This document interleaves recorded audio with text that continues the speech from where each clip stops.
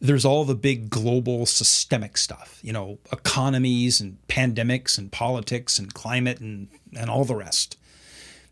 And yeah, we can think globally and act locally and all of that, and that's okay. But too often we just become pawns to parties and movements and somebody else's agendas, just kind of jerked around by politicians and the media, just jumping around, reacting, and trying to keep up with forces that truthfully no one really understands or can predict, much less control. And it all just makes us anxious and guilty. But we tell ourselves that if everyone takes little actions and complies, it'll add up to change the big things. And, maybe not. But too often we just try to absolve ourselves of guilt and virtue signal about causes.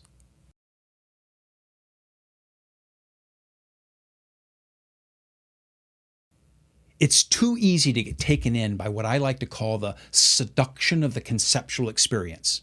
Here's what that means. That's when we spend a lot of time and energy thinking about and talking about big causes, taking token actions and virtue signaling.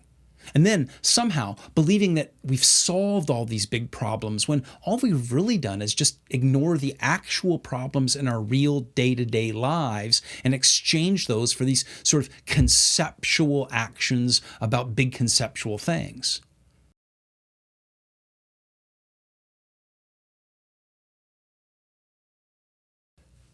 Now, maybe you spend a lot of time worrying about all the big stuff.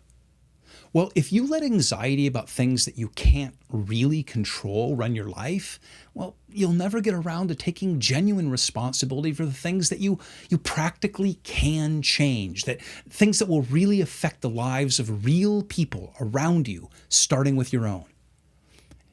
If you spend all of your time in that worrying and reactive mode, well, you've lost initiative.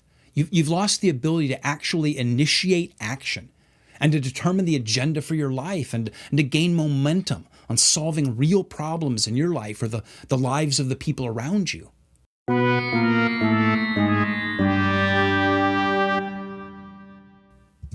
So here's what you're going to do. You're going to get up, you're going to get your coffee, as we saw in the last video, and then you're going to make a list. Now, it's going to be a short list. Personally, I like to write these things on a little short half sheet of paper with a Sharpie marker because then I can only fit like 6 or 8 items on it.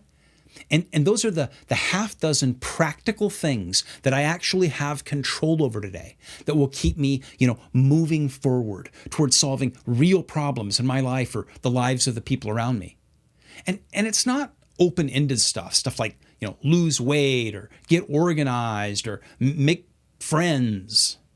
It's practical step stuff, like 5 or 6 things that you can do that no one can stop you from doing and that you'd have no excuse for not doing.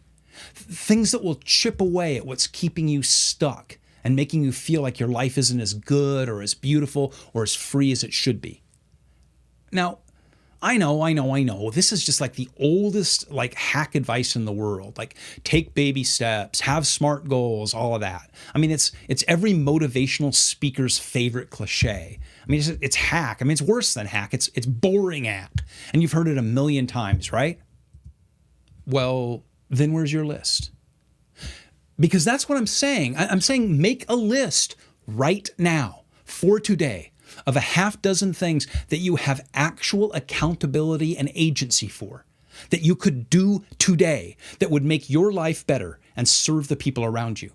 Now, only you know what's on it. I mean, my point is that you don't start taking back your life without having a list and starting to scratch stuff off it. That's taking control. That's seizing the initiative. It's not letting big stuff beyond your control at the 30,000, 50,000 space level set the agenda for your life. It's moving forward 1 inch at a time in the most practical way possible. Because if you're honest when you make your list, there's a lot more in your control than you think there is. So seize the initiative, get your coffee, make your list, and let's start getting stuff done.